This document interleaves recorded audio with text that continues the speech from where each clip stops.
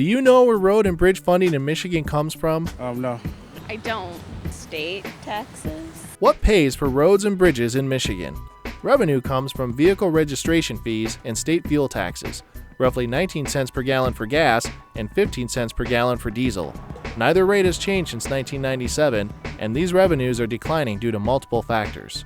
Fewer fuel taxes are being collected due to better fuel mileage, and sharp increases in gas prices have forced people to drive less.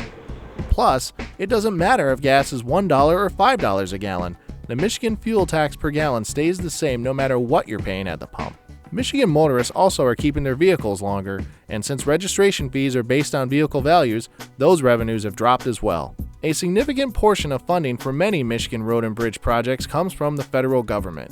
Motorists pay a little more than 18 cents a gallon in federal fuel taxes and more than 24 cents per gallon for diesel, money that goes to the Highway Trust Fund in Washington. In order to qualify to get that money back in federal road and bridge funding, Michigan has to match it at a ratio of about 20 cents for every 80 cents. State transportation funding in Michigan is then essentially divided three ways.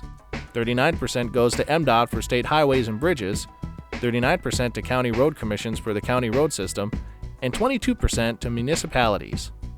A few other sources bring in a small percentage of this total, including the motor carrier tax, heavy truck fees, and trailer registration fees.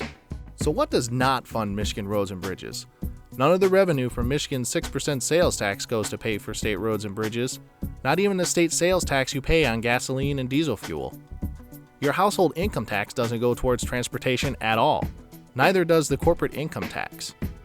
While there may be a local road millage in your area, that funding is going toward local roads, not state highways. Property taxes don't pay for state roads either. Every state uses different taxes and fees to pay for roads and bridges. Some use tolls. Some are looking at charging for the miles a vehicle travels. So how does MDOT make the most of declining revenues? By efficiently and wisely managing transportation funding, essentially doing more with less.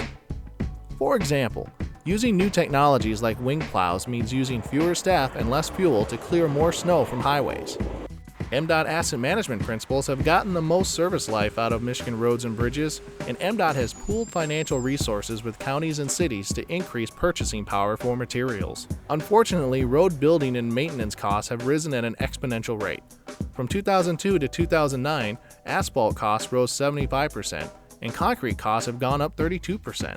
In the last few years alone, salt prices have more than doubled. A nonpartisan task force recommends that Michigan double its transportation funding. The task force warns that without more funding, roads will further deteriorate and transportation agencies won't be able to repair them. The current model for funding transportation in Michigan is outdated, and without a change, Michigan faces a rougher road ahead.